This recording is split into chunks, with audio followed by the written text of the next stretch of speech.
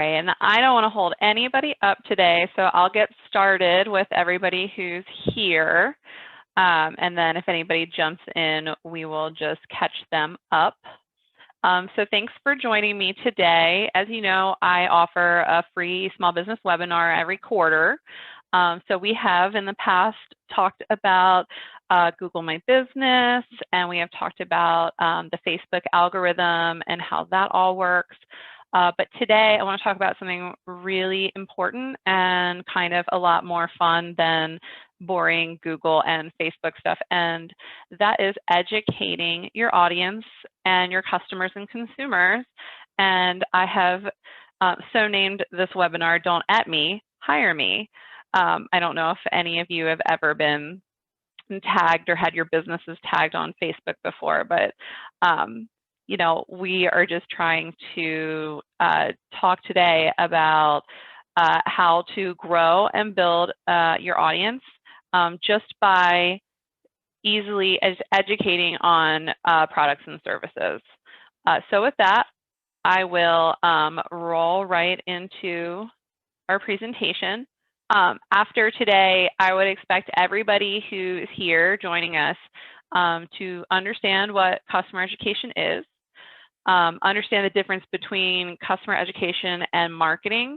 You might think that those are the same thing. They're actually really different. They do tie into each other. So I'm not saying that by educating your consumers that you're going to not be marketing, because you will. There's always that marketing strategy kind of hiding behind that customer education. But they're considered in our industry to be two different things.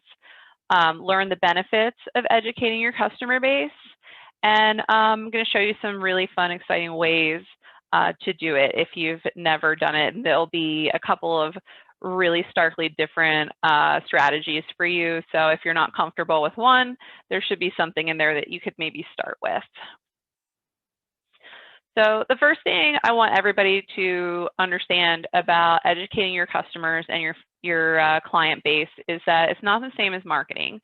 When we talk about customer education, it really refers to the set of activities or processes that a business puts in place to give their customers the knowledge and skills they need to really get the most out of what you're offering them.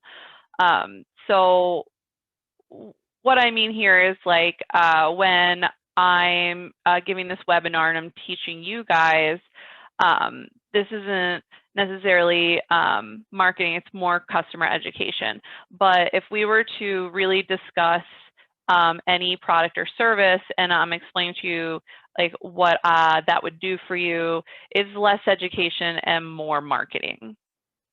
So as businesses, as small businesses, we all reap the benefits of educating our customers. And if we don't, if we have something in our mindset that kind of prevents us from teaching our customers about the products and services in some way, we're going to lose those valuable business points that we could have scored with those customers, or even worse, they're going to go leave and find a competitor that really empowers them for what they're looking for.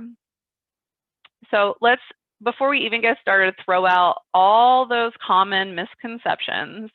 And I've heard all of these before.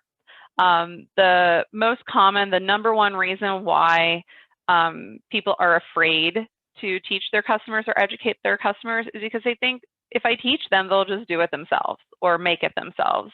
You know, if I'm a plumber and I teach somebody how to fix a leak, they're just going to fix it themselves. So why would I do that? That's going to take away from my business. And that's a really common misconception. Let's just throw that out right now. The people that are do-it-yourselfers are going to do it themselves anyway. By you showing them, if they mess up, they're going to, who are they going to call? They're going to call the person that, you know, showed them how to do it. And likewise, when somebody else has a leak, they're going to say, oh, you should go to this person. They helped me with mine. So we're building a trust and a rapport with our customers. Trust me, they're not going to go out and steal your business. They will remain loyal. Which brings us to our next ones. If I educate my customers, they'll know too much. Like, I don't want to share trade secrets. And when we educate our customers and we teach them things, we never teach trade secrets. These are always going to be things that we're showing them are going to be how to get the most out of what we give them. And we might give them those, really easy to do things, the things that they can do themselves. Not my last webinar, but the previous one before that, I showed customers how to claim their Google business accounts. That is something that they should be able to do themselves. Of course, they can hire me to do it, but that's a really easy thing that anybody in a small business could do themselves. And that is what we're talking about here. We're never going to share, intimate trade secrets. I hear from a lot of clients that they can't teach because they don't know how to teach. They've never taught a class. And I mean, that's just a really common misconception. Just because you've never taught a class or educated somebody in some way doesn't mean that you don't know how. And it doesn't mean that you can't really easily learn how to share your knowledge. And it's something that I think is, once you do it once or twice, you'll just really appreciate and be proud of yourself for sharing that knowledge with somebody else. It's really exciting to be able to pass that sort of thing on. I've also heard from customers and clients that nobody wants to learn my skills. Well, of course they do. There's somebody out there for everybody. And if you're offering products and services, those customers that are purchasing from you or using your services, they definitely want to learn more. So, it doesn't matter what industry you're in, there's always going to be an audience for you. And then lastly, the education has to be about a product. So, the contractors out there, the plumbers and HVAC people and landscapers and things, I don't sell anything. It's a service. So I can't teach that service, but that's not true. You can always educate about your industry. And, those are things that we're just going to go ahead and put in our back pocket now. And we're not going to let those get in the way of educating our customers today and in the future. All right, so also before we move on, I want everybody to focus on not selling and not getting sales, okay?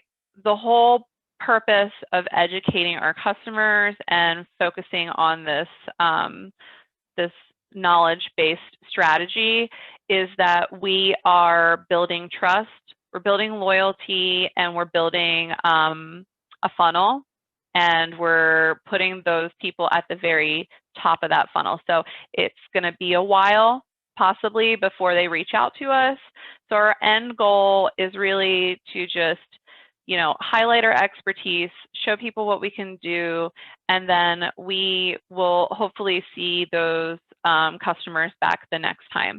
But this is not something where we're going to, educate customers, put out a webinar, and then we're going to expect the next day to have all these people coming in, all these leads and sales. It's not what it's about. It's a long-term goal as opposed to a short-term goal. All right, so right now I just want to talk a little bit about the educated consumer. All of you are probably this person. I am. If you've ever researched a product before you bought it, watched a how-to video, anything like that, then you're an educated consumer. Right now with the internet and the way things are, most customers are already tech savvy. So they are going to easily be able to find the information that you are going to want to share with them on the internet already. So the point here is that if you don't do it, they're going to do it themselves anyway. So why not use that opportunity to share your knowledge and get that face time directly with that person? Reach out and make a difference and touch them on a personal level, because otherwise they're just going to go to YouTube, type it in, and they're just going to get the first search result. Take that first step, take that initiative, and be that that contact that person has for that education, as opposed to them just going and finding it on themselves. And a lot of times people say, well, I'm already, you know, I've got good SEO, I've got a website, you know, things are going well. I don't really want to invest the time and money into educating my customers. It's just, a lot of people will push this strategy off the back burner and focus more on things that are going to have a more instant gratification. Remember when we talked in the last slide about this not being about immediate sales? That mindset is what prevents a lot of people, like when they get like a slow time, you know, they've got their busy time and things slow down. Why did it slow down? It might have been a lot more consistent if we had a funnel and a pipeline of people that we were engaging and keeping interested. So, you know, they're going to go to their to your competitor if your competitor's doing this as opposed to you. So don't let this strategy be one that you don't put enough importance on. Definitely consider jumping in and doing a little bit of this whenever you can. And this isn't something either that we have to focus on all the time. I only do a webinar every quarter, so every 3 months. So for me, it's, you know, not really something that I'm investing a whole lot of time into, but the rewards are just really, really good. The truth is, to put it simply, you get multiple benefits from doing this, and that's you get trust with your customers, loyalty, you're going to generate and convert leads, like I said, long-term, not short-term, and maybe you do get somebody that calls you right away, and that's wonderful, but that's an expectation versus a reality type of thing. You can upsell to existing customers, which I will show you in a few minutes. If you're educating your customer, you can use that as an opportunity to show them new and exciting things. If you've got new offerings, new services, use education as a way to market those things. And you get to establish domain authority. And what I mean there is, I hear a lot of people when I have client meetings say this to me. They want to be the go-to person. I want to be the go-to restaurant, steak restaurant. I want to be the go-to plumber in Carroll County, in this place. And if you want to be that go-to person, you probably won't be able to achieve that without this education strategy, because that is what's going to really make you the expert in your field. That's going to give you that edge above everybody else, in my opinion. All of these benefits will lead to increased revenue because you've built the trust with your clients. Clients that trust you recommend you on social media and talk about you to their friends. You've got the loyalty clients that are loyal, come back time and time again. Converting leads, obviously, upselling is going to obviously help. You're going to have a higher return of investment on those sales and those products. And then that domain authority is really going to help with the new client, the new lead, the person who doesn't know who you are. Because when they go searching for you or talking to friends and family or searching social media, you're going to be the one that everybody's going to say, here's the go-to person, right? All right, now that we've covered what it is and all those misconceptions and benefits and why we should all do it, where do we start? What should we start teaching about, right? What do I need to tell my customers? And as I've said before, we don't share trade secrets. We don't go telling people how to do our jobs, right? But we're selective. And I think that really the best way to decide what you're going to teach is there a question that you just always get? somebody's going to call in and that's going to be the first thing that they ask. Or I tell people, if you don't know what this is, go in and start to type in Google, and that text that will come up and like anticipate what you're going to say is probably going to like pull up a really similar industry question for you. But that question that customers always ask, that could be something that you could teach. And you know what? You might see a drop in people asking that question. And it's just a wonderful way to identify what you should be telling people.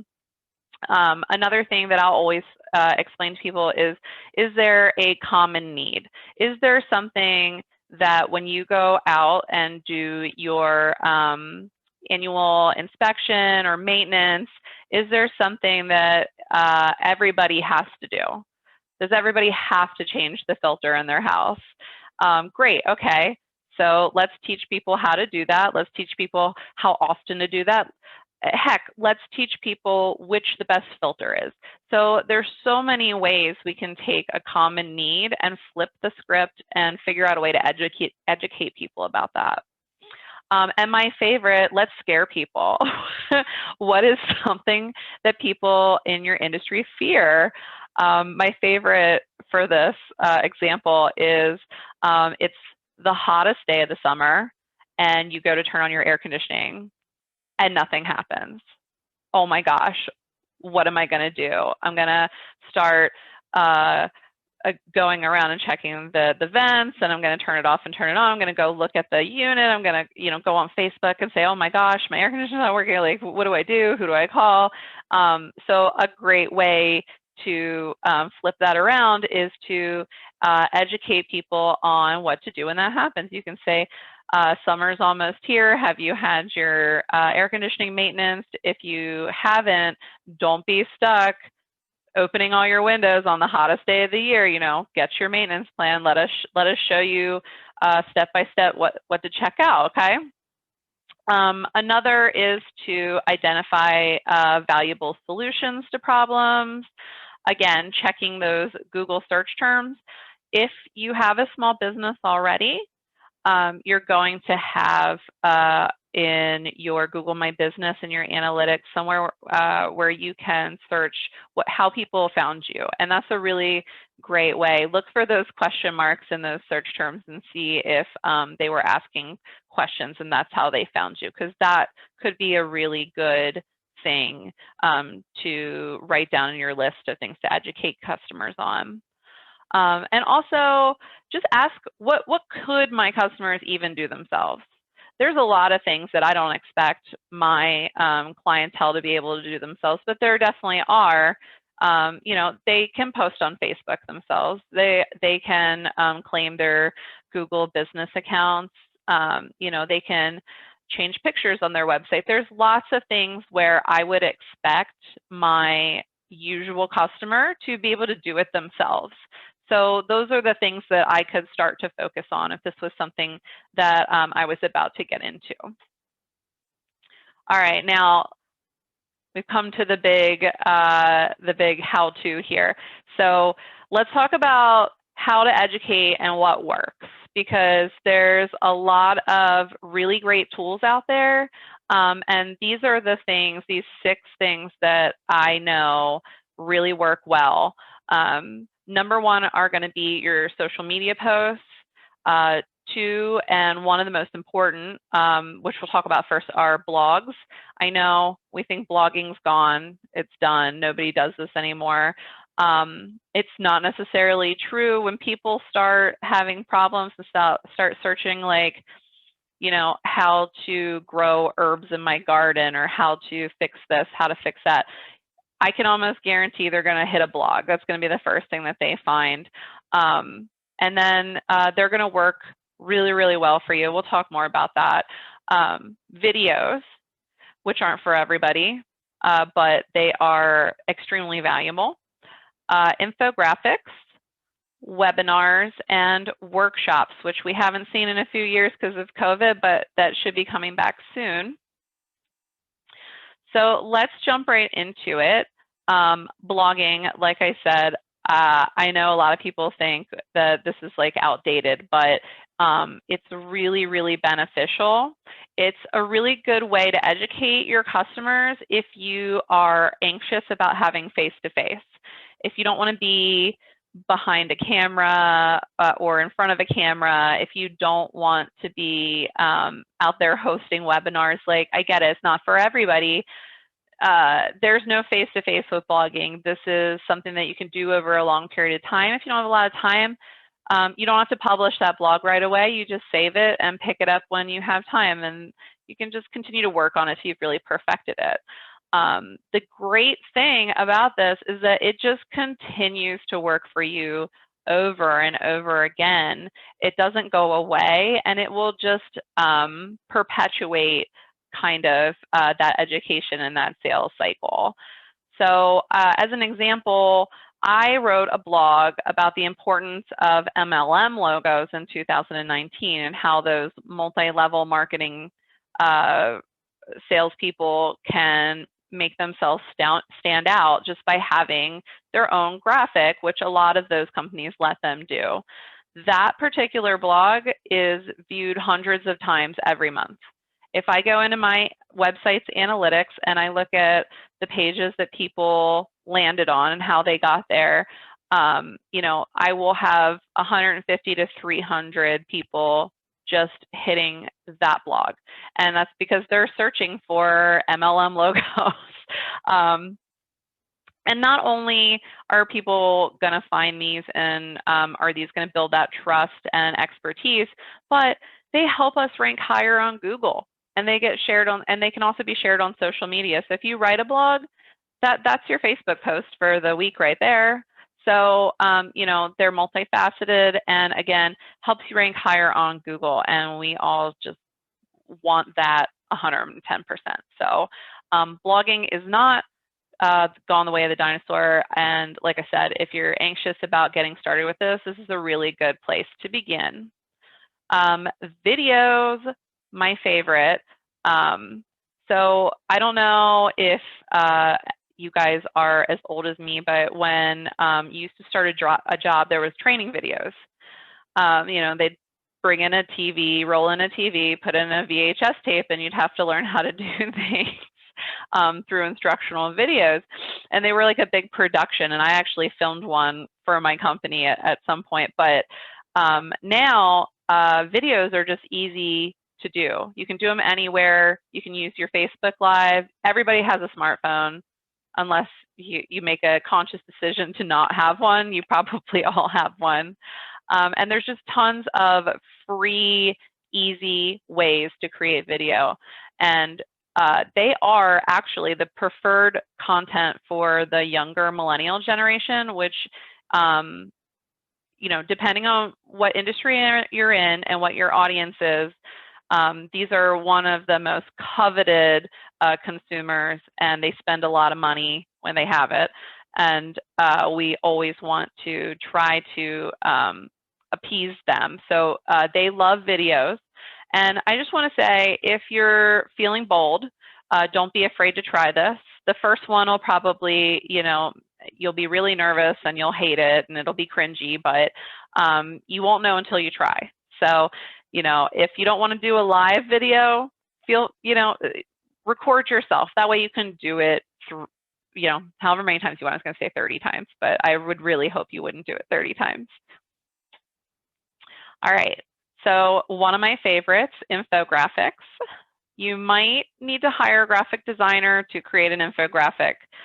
There's no Canva app out here that's going to make this for you, but it is a great tool and it's highly shareable. A good infographic can hit the internet and, I mean, just really be shared endlessly over time. I love them. They're fun to make. They're a really good way to share information, and it's a way to share information about a boring industry that will actually excite people, which is nice. A lot of people might say, you know, nobody wants to learn about real estate. It's boring. They just want to buy their house. But, you know, put all that awesome real estate information in a cool infographic, and then, you know, we're going to digest that content. It makes it really nice. And I just wanted to say that as a graphic designer, we can design infographics. You see what we did there? So I'm teaching you in a webinar, and I'm also going to create that funnel, because when you need one of those things, who are you going to call? You're going to call me. So that's how you do it. We've just got a solid example right there.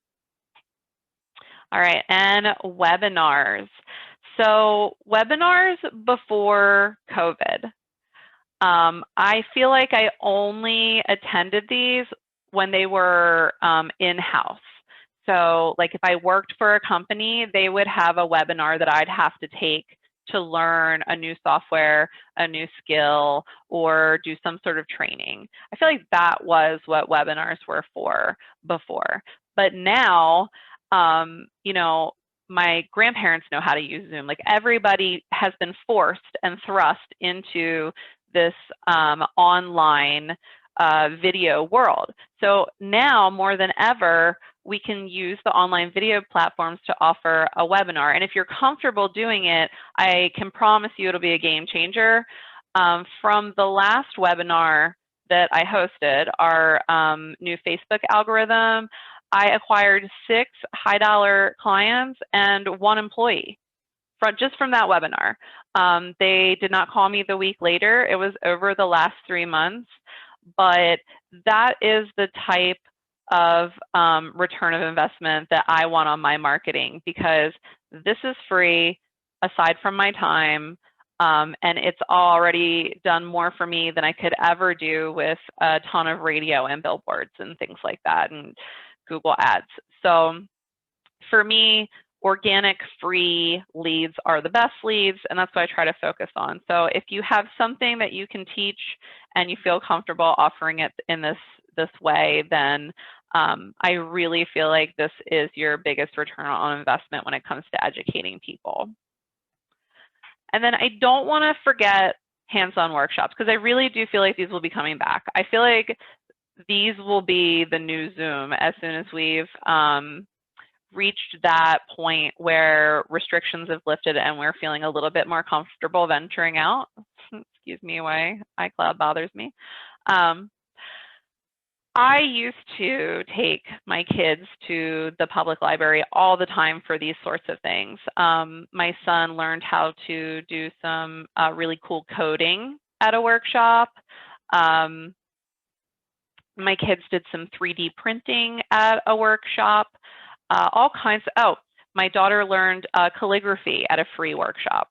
So before COVID, I had a partnership with the public library where we would pitch free workshops from my clients to the library, and then they would offer them. And I think one of the most successful was for first-time drivers, for teens that were about to get their driver's license.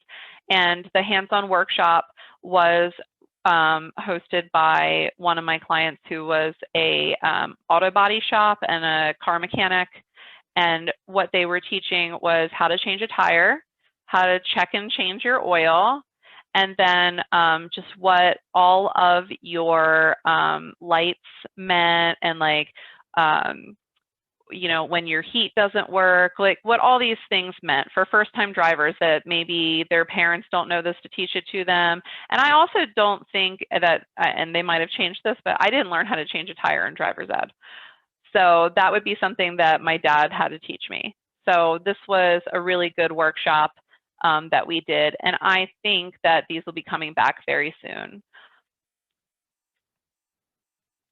All right, so I think we've covered everything, but what I really want everybody to take away just from our discussion today is that educating your customers isn't a bad thing. It's not gonna teach them how to do what you do, and they're not gonna, you know, run home and open up their own business like yours. That's just not gonna happen, okay?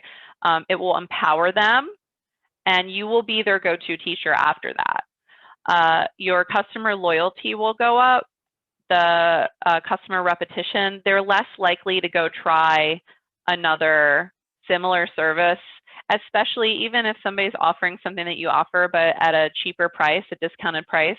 they're more than likely to remain loyal and stay with you even with that temptation, because they know that you have the expertise, that you've shown them how to do things in the past.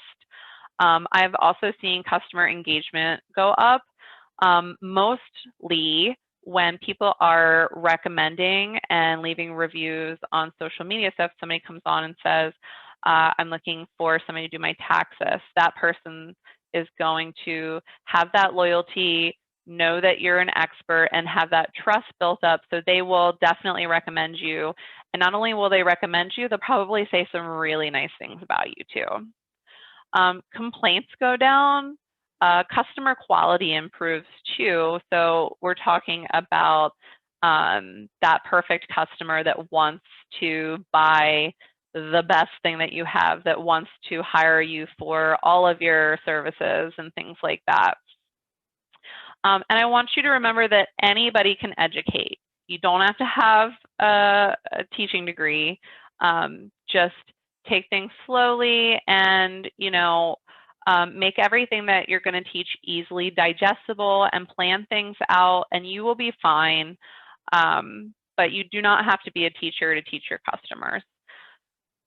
There's lots of ways to teach everybody. So I just want you to remember, if one of these strategies isn't for you, don't let that force you to give up. Don't let that get you down. Try to find something that does work, or start with a blog, or start with just a social media post, and then work your way up from there. But you don't have to be discouraged if you're like, well, I'll never give a webinar because I'll just never be comfortable doing that. Well, that's okay. Find another way. There's lots and lots of ways to educate our customers. And I just want you to remember, if you don't do it, your competitors will. They will eventually, or they already are. So don't let that opportunity escape you. And I did want to say that there are a few great examples, and this will be available to you if you will drop your email in chat before the meeting's over. And so you can click these links, but there are some great examples of some very large companies that do a great job with this strategy. So I've shared with you a video from Coach where they teach you how to tie a scarf like 30 different ways. Weight Watchers has a really great blog. And then the Food and Drug Administration does some really excellent webinars as well. So big companies do this and small companies do this. And if you don't believe everything I've said today, you can check out an article on Forbes where they will, cement everything that we've gone over today. And then, of course, here's my contact information if you need to get a hold of me. And this is the wonderful part where I get to open it up for questions. So if you have a question, you can unmute yourself and then feel free to drop on in.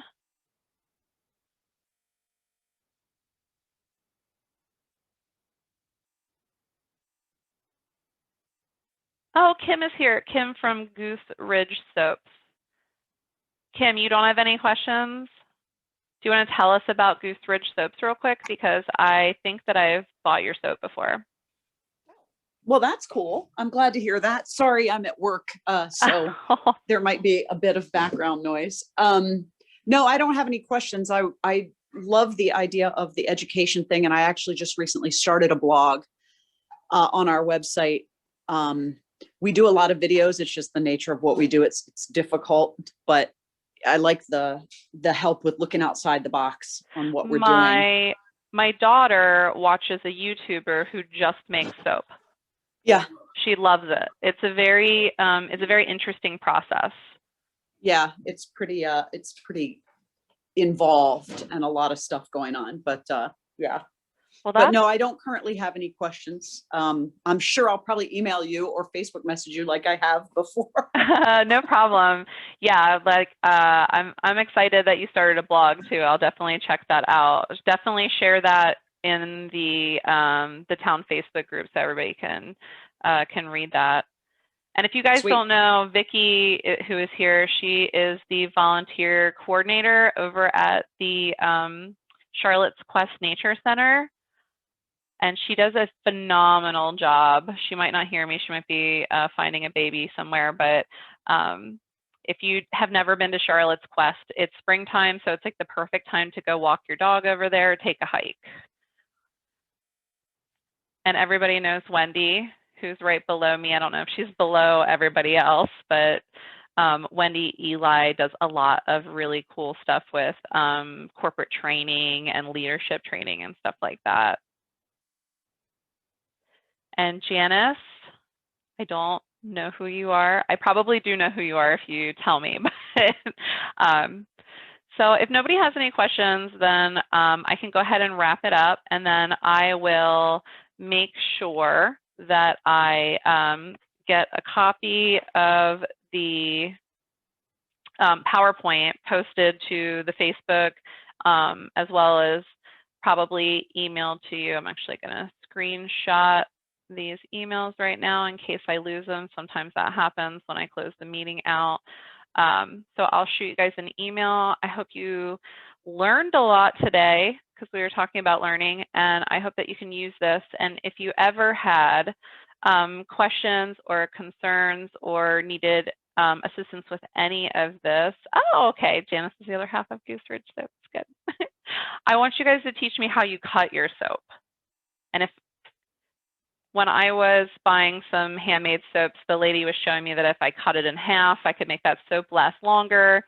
So I would love to see that. But yeah, you can always reach out to me, and I'm happy to offer advice free of charge, just to see you guys succeed. That's what makes me happy.